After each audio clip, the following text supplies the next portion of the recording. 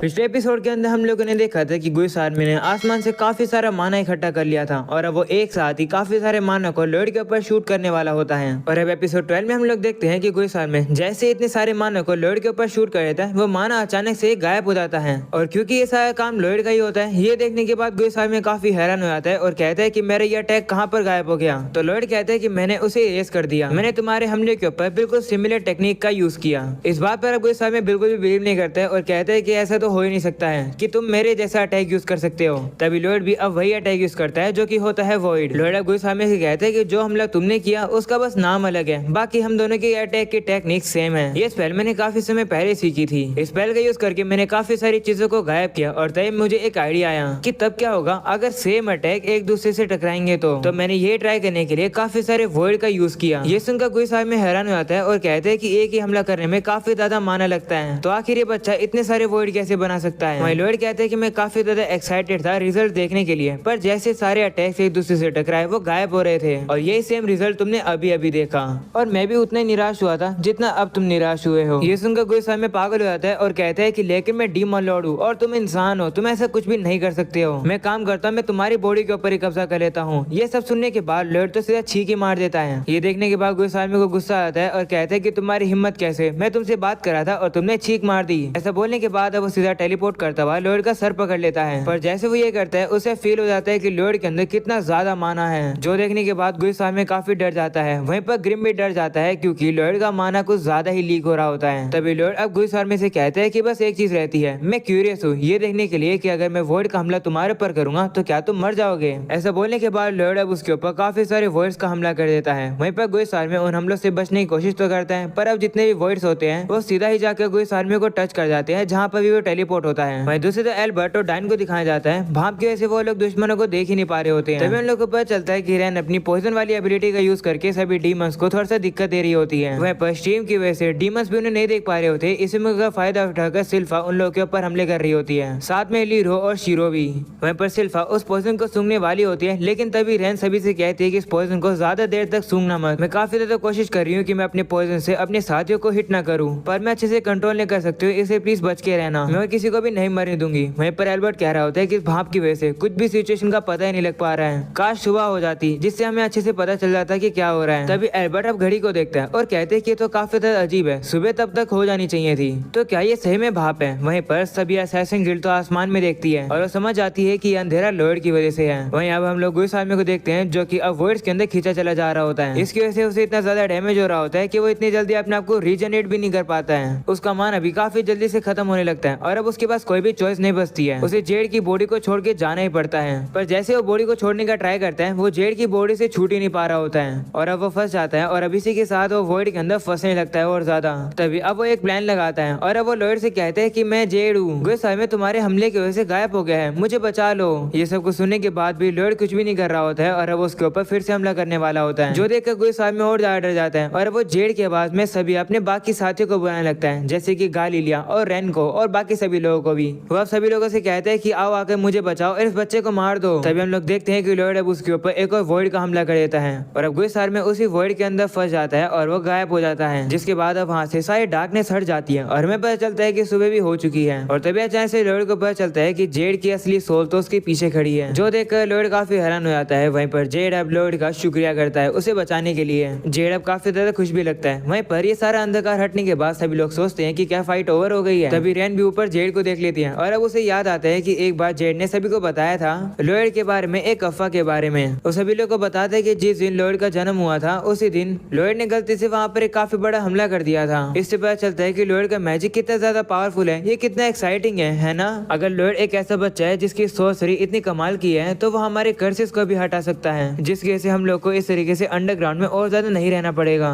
वहीं पर ये सब कुछ सुनने के बाद तो सभी लोग उसकी बातों पर बिलीव ही नहीं करते हैं और कहते हैं कि तुम बकवास कर रहे हो। वो जेड से कहते हैं नहीं ये सब कुछ सही है, जिस पर वो लोग कहते हैं कि अगर ये बात सही हुई तो हम लोग लॉयड को अपनी पूरी जिंदगी सर्व करेंगे, वो भी एक साथ मिलकर। जिस पर जेड भी कहते हैं हाँ हम लोग उसे सर्व करेंगे। ये सारी बात अब रेन को याद आती है और अब अगले सीन में हम लोग को दिखाया जाता है लॉयड जेड की एक ग्रेव को तैयार कर देता है और ये ग्रेव बाकी सभी लोगों की ग्रेव से थोड़ी सी दूर है। वहीं लॉयड बताते हैं कि वॉइड ने सारी बॉडीज को खा लिया है, इसकी वजह से हम लोग को इस तरीके से पुतले खड़े करने पड़ रहे हैं, जिस पर ग्रेव अब लॉयड से कहते हैं कि मैं काफी ज्यादा इम्प्रेस हुआ कि आपने गुइस आर्मी को वॉइड से हरा दिया। तो लॉयड कहते हैं कि ऐसा मैं इसलिए कर पाया क्योंकि जो शैडो वुल्फ का जो सिग्नेचर था वो ऑलरेडी डिकोड हो गया था। शैडो वुल्फ यानी कि जिसका यूज करके गुइस आर्मी टेलीपोर्ट कर रहा था, तो मैंने कैसे स्पेल क्रिएट करी जो कि ऑटोमेटिकली डिटेक्ट कर लेगी जब भी गुइस आर्मी अपनी शैडो वुल्फ को एक्टिवेट करेगा, और फिर मुझे अपने आप को और वॉइड को बस लिंक करना था, जिसकी वजह से मैं ऑटोमेटिकली वहीं पहुंच रहा था जहाँ पर गुइस आर्मी टेलीपोर्ट कर रहा था। ये सुनकर ग्रिम कहते हैं कि आप तो काफी कमाल के हो, आपने शैडो वुल्फ को डिकोड कर दिया। तो लॉयड कहते हैं कि पागल मत बनो, अगर देखा जाए तो गुइस आर्मी सही में काफी ज्यादा ताकतवर था।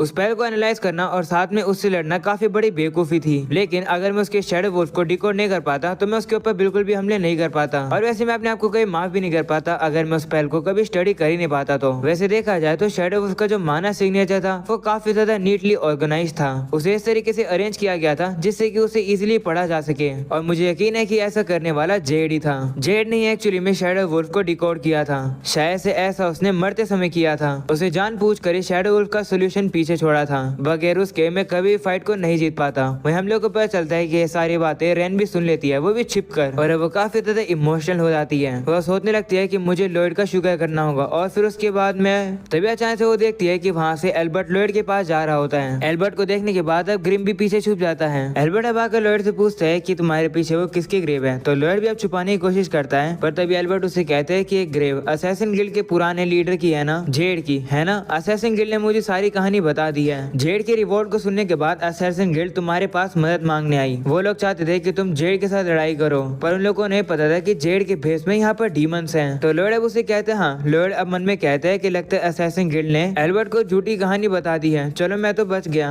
एल्बर्ट अब लॉयड से कहते हैं कि असैसिन गिल्ड ने मुझे उनकी जिंदगी के बारे में भी बताया कि किस तरीके से वो रहते हैं और उन लोगों के एम्बिशंस क्या हैं। तुमने उन लोगों की मदद करी और अकेले ही डीमंस को खत्म किया। मुझे काफी गर्व फील हो रहा है कि मेरे पास तुम्हारे जैसा ताकतवर और अच्छा भाई है, पर माफ करना ये इतना सिंपल नहीं है। मैंने असैसिन गिल्ड के सही मेंबर्स को कैप्चर कर लिया है और कस्टडी में ले लिया है, लेकिन जो रेन है वो छिपी हुई है और उसे भी काफी जल्द ढूंढ लिया जाएगा और कैप्चर कर लिया जाएगा, क्योंकि वो लोग अंडरवर्ल्ड के लोग हैं जो कि लोगों को मारते हैं। साथ में उन लोगों ने तुम्हें, जो कि रॉयल फैमिली का एक मेंबर है, उसे किडनैप किया और वॉर में ड्रैग किया। उनके क्राइम्स काफी ज्यादा बड़े हैं। वो लोग कह रहे हैं कि वो तुम्हें अपनी पूरी जिंदगी भर सर्व करेंगे अपनी गलती को सुधारने के तौर पर, और अगर तुम उन लोगों को अपना सर्वेंट नहीं बनाना चाहते हो तो उन लोगों को कोई भी पनिशमेंट दी जाएगी और उन लोगों को वह पनिशमेंट एक्सेप्ट करनी होगी। वो लोग काफी अर्नेस्ट हैं, वो लोग तो भागने की भी कोशिश नहीं कर रहे हैं, लगता है वो तुम्हें सर्व करना चाहते हैं। अब बारी है तुम्हारी। ऐसा बोलते एल्बर्ट अब अपनी तलवार को लॉयड के गले पर रख देता है और कहता है कि अगर वो असैसिन तुम्हारे सर्वेंट्स बने और उन लोगों ने कोई भी क्राइम करा जिससे कि हमारे रॉयल फैमिली का नाम खराब हुआ, तो सारी रिस्पॉन्सिबिलिटी तुम्हारे सर पर आएगी। तो क्या लॉयड तुम तैयार हो उन सभी की रिस्पॉन्सिबिलिटीज को अपने सर लेने की? वहीं एल्बर्ट ने अपनी तलवार लॉयड के गदन पर रखी हुई थी, जिसे देखकर शीरो काफी गुस्सा हो जाता है। तो लॉयड अब शीरो को शांत कराता है। लॉयड अब एल्बर्ट से कहते हैं कि जो कुछ भी तुमने कहा बिल्कुल सही कहा, पर मैं प्रॉमिस करता हूँ कि मैं उन सभी लोगों की रिस्पॉन्सिबिलिटीज लूंगा। ये बात सुनने के बाद सभी लोग अब काफी ज्यादा शौक हो जाते हैं। वहीं पर अब एल्बर्ट भी थोड़े से खुश होते हैं और अब वो लॉयड से कहते हैं कि तुम 7th प्रिंस हो, तो इसका ये मतलब नहीं है कि तुम्हारे मन में जो कुछ भी है तुम वही करो, पर अगर सच बोलो तो मुझे तुम्हारे स्टेटस के बारे में फर्क नहीं पड़ता है। ये मत सोचना कि क्योंकि तुम 7th प्रिंस हो तो कोई भी तुम्हारी चिंता नहीं करता है, क्योंकि अगर तुम्हारे साथ कुछ भी होता है तो तुम मेरी मदद मांग लिया करो, अकेले एक्शंस मत लिया करो, क्योंकि आखिरकार तुम मेरे प्यारे छोटे भाई जो हो और मैं तुमसे प्यार करता हूँ। ये बातें सुनने के बाद तो सभी लोग भी काफी ज्यादा खुश हो जाते हैं। एल्बर्ट भी अब काफी खुश होकर लॉयड को गले लगा लेता है और कहता है कि तुम काफी ज्यादा तेजी से ग्रो कर रहे हो। तभी डायन वहाँ पर आकर लॉयड को बताता है कि एल्बर्ट पर थोड़ा सा दुखी इसलिए है क्योंकि वो चाहता था कि तुम रोते हुए उसके पास मदद मांगने आओ, पर तुम नहीं आए। और अब तभी अचानक से हम लोग देखते हैं कि जंगल में से दौड़ते वहाँ पर ताओ आ जाती है और अब वो एल्बर्ट और लॉयड से कहती है कि क्या तुम लोग ठीक हो?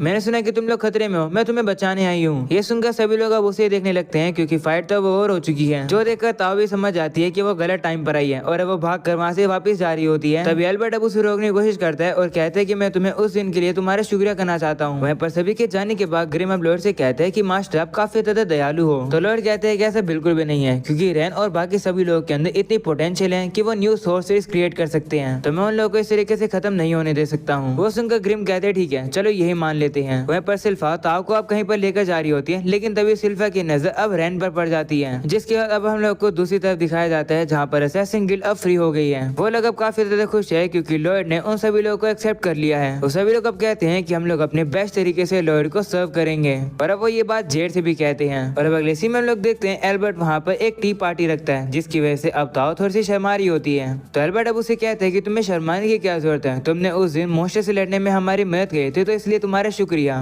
तो ताओ कहती है कि यहाँ पर इतने सारे रॉयल्टीज हैं जिसकी वजह से मैं नर्वस हो रही हूँ। वो सुनकर एल्बर्ट कहते हैं कि तुम आज के लिए फॉर्मेलिटीज को भूल सकती हो, ये तो बस एक कैजुअल गैदरिंग है, चलो आज बस एंजॉय करते हैं। वो सुनकर ताओ कहती है ठीक है फिर एंजॉय करते हैं। और वो सिल्फा से कहती है ओ बेवकूफ मेड मेरे लिए चाय लेकर आओ। तो अब सिल्फा भी अब उसके लिए चाय लेकर आ रही होती है और वो जानबूझ के गरम गरम चाय उसी के ऊपर ही गिरा देती है, जिस वजह से अब ताओ काफी ज्यादा गुस्से में आ जाती है और वो सिल्फा को मारने के लिए आगे बढ़ती है। वहीं दूसरी तरफ अब हम लोग एल्बर्ट को देखते हैं जो कि असैसिन गिल्ड्स को भी अब कुछ ड्रिंक्स देता है और कहते हैं कि तुम लोग भी रिलैक्स हो सकते हो, नर्वस मत हो। तब गालीला कहता है कि हमारे जो लीडर था उसे ये सब ड्रिंक्स वगैरह पसंद नहीं थी, तो हम लोग भी ड्रिंक्स नहीं पियेंगे। वो सुनकर एल्बर्ट कहते हैं कि अगर ऐसी बात है तो चलो तुम लोग के स्टाइल में टी पार्टी रखते हैं। तो गालीला कहता है कि हमारी टी पार्टी तो काफी ज्यादा कमजोर होती है, आपके साथ हम लोग हमारे तरीके से कैसे सेलिब्रेट करें। जिस पर एल्बर्ट कहते हैं चिंता मत करो, बस पार्टी शुरू करो। ये सुनकर गालीला कहते हैं ठीक है फिर चाय लेकर आओ। पार्टी अब शुरू हो जाती है जहाँ पर क्रू अब थोड़ा सा नशे में आ जाता है और अब वो जेड की ग्रेव के ऊपर जाकर रोने लगता है। वहीं पर ताओ भी वहाँ पर जाकर रोने लगती है और वो कहती है कि जेड तुम इतने ज्यादा हैंडसम पर्सन थे, तुम्हें इतनी जल्दी क्यों ही मरना था,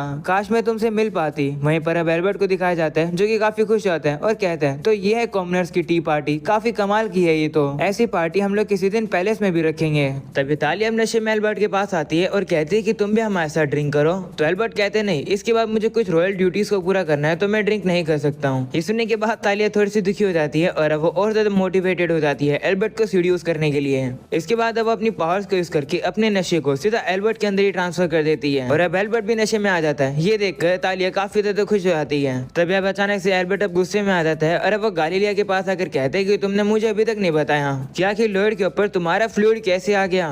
ये सुनकर सभी लोग सोचते हैं कि एल्बर्ट तो गुस्से में आ जाता है जब वो नशे में होता है। तभी अचानक से वो लोग नोटिस करते हैं कि यहाँ पर रेन और सिल्फा तो होते ही नहीं है और हम लोग को अब पता चलता है कि वो लोग तो अब गर्म पानी में नहा रहे हैं। वहाँ पर अब एलिस और रेन भी होती है। तभी सिल्फा अब रेन से कहती है कि तुमने हमारे यहाँ तक पीछा किया, इसका मतलब तुम्हें कुछ चाहिए, बताओ क्या चाहिए। तो रेन अब सिल्फा से कहती है कि मैं बिल्कुल आप ही की तरह लॉयड को सर्व करना चाहती हूँ। लॉयड काफी ज्यादा दयालु है और मैं उन्हें रीपे करना चाहती हूँ, प्लीज मुझे काम पर रख लो, मैं आप लोगों के विश्वास को नहीं तोड़ूंगी। ये सुनकर सिल्फा कहती है कि इस चीज को मैं कैसे डिसाइड कर सकती हूँ, तुम्हें तो ये बात लॉयड से कहनी चाहिए। तभी यहाँ पर लॉयड भी होता है और वो रेन से कहते हैं ठीक है तुम मुझे सर्व कर सकती हो। लॉयड को देखकर अब रेन शर्मा जाती है और वो उससे पूछती है कि आप यहाँ क्या कर रहे हो, जिस पर सिल्फा कहती है कि मैं लॉयड को यहाँ पर लेकर आई हूँ। लॉयड वहाँ से जा ही रहा होता है। तभी सिल्फा अब लॉयड को खींचकर पानी में डाल देती है और कहती है कि लॉयड काफी गंदे हो गए थे तो उन्हें नहाने की जरूरत है। तभी सिल्फा अब लॉयड से कहती है कि क्या तुम श्योर हो कि तुम मुझे अपना सर्वेंट बनाओगे, क्योंकि अब तक मैंने काफी सारे लोगों को हर्ट किया है, क्या तुम सही में मुझ जैसी पॉइजनस ब्लाइटेड को रखना चाहोगे। तो लॉयड अब उसे कहते हैं कि तुम्हें काफी ज्यादा और इम्प्रूव करने की जरूरत है। सबसे पहले तो अपने आप को ब्लाइटेड बुलाना बंद करो,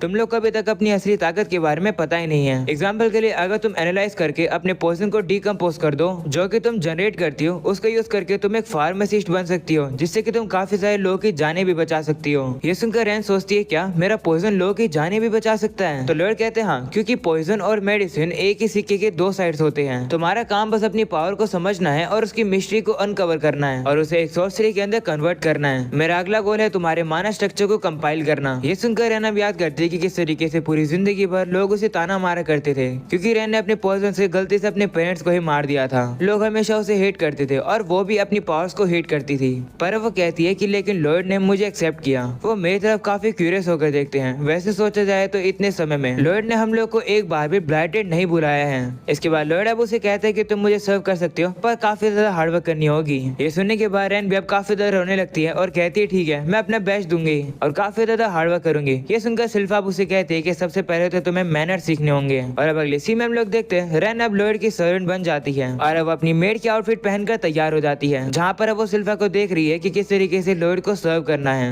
इसके बाद लॉयड को अब सीधा उसके फादर यानी कि किंग सभा में बुलाते हैं और उससे काफी सारे क्वेश्चन पूछने वाले होते हैं, लेकिन लगता है कि एल्बर्ट ने चीजों को संभाल लिया, इससे लॉयड के ऊपर ज्यादा क्वेश्चन नहीं होते हैं। इस बार एल्बर्ट ने लॉयड को बचा लिया। ये देखकर लॉयड काफी ज्यादा खुश होता है और उसका शुक्रिया करता है। और अब अगले सीन में हम लोग को वही अंडरग्राउंड लाइब्रेरी दिखाई जाती है, जहाँ पर ग्रिम तो सारी किताबों को साफ कर रहा होता है। तभी उसकी नजर जाती है लॉयड के ऊपर, जो कि आसमान में उड़ के काफी सारी मैजिक की बुक पढ़ रहा होता है, जिसे देखकर ग्रिम भी काफी ज्यादा खुश होता है। और इसी के साथ हो जाता है ये एपिसोड खत्म। और क्योंकि इस एनीमे का ये लास्ट एपिसोड था, तो सीजन 1 यही खत्म होता है इस एनीमे का। सीजन 2 कब आएगा इसके बारे में मुझे बिल्कुल भी कोई अंदाजा नहीं है, तो प्लीज मुझसे पूछना मत। पर आज के लिए इतना ही। वीडियो को जरूर से लाइक करके जाना और इसी तरीके की कमाल की एनिमेज देखने के लिए फ्यूचर में जल्दी से चैनल को सब्सक्राइब करके ऑल नोटिफिकेशन ऑन कर दो। आगे भी चल के तुम लोग को काफी सारी न्यू और कमाल की एनिमेज देखने को मिलने वाली है, तो मेक श्योर तुम लोग चैनल को सब्सक्राइब करके ही जाना और ऑल नोटिफिकेशन को ऑन करना तो भूलना ही मत। एंड शुक्रिया इस सीरीज पर इतना ज्यादा अच्छा रिस्पॉन्स देने के लिए। फिर मिलूंगा किसी और कमाल की वीडियो के अंदर, तब तक के लिए पीस आउट।